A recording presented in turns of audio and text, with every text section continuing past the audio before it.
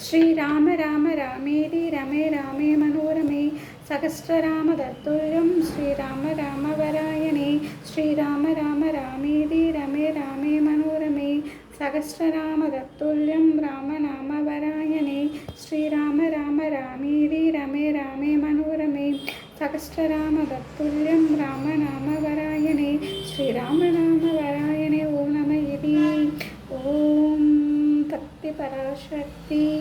என்ன பார்க்க வந்திருக்கோம்னா ஆடி மாதத்தோட சிறப்புகள். இந்த ஆடி மாதம் யாருக்கெல்லாம் உகந்ததுன்னு பார்த்தீங்கன்னா எல்லாருக்குமே இந்த ஆடி மாதம் உகந்தது தான். ஆனால் முக்கியமாக கல்யாணம் ஆகாதவங்க, குழந்தை இல்லாதவங்களுக்கு இந்த ஆடி மாதம் ரொம்ப உகந்தது.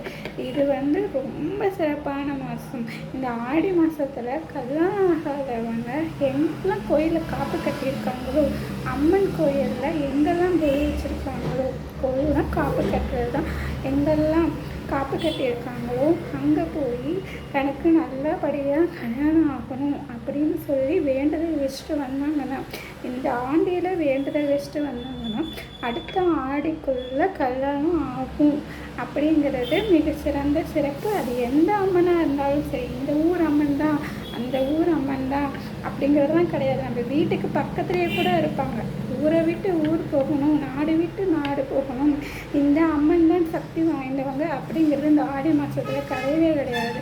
ஆடி மாதத்தில் நம்ம வீட்டு பக்கத்துலேயே எங்கேயாவது காப்பு கட்டி இருந்து தீமிதி வச்சு சாமி கொழுவில் இருந்தாலே போய் நம்ம வேண்டிட்டு வரலாம். அதே மாதிரி குழந்தை இல்லாதவங்களும் போய் தொட்டில் கட்டிட்டு வளையல் குங்குமம், மஞ்சள் குங்குமம் எல்லாத்தையும் வாங்கிட்டு சாமிக்கு கொடுத்துட்டு தொட்டியில் திருப்பி வாங்கிட்டு வந்து மரத்தில் கட்டினாலும் அடுத்த ஆடிக்குள்ளே குழந்தை பிறக்குங்கிறது சிறப்பு. இந்த ஆடியில் கட்டினா அடுத்த ஆடிக்குள்ளே குழந்தை பிறக்குங்கிறதும் உலகம் அறிஞ்ச 100% உண்மை தான்.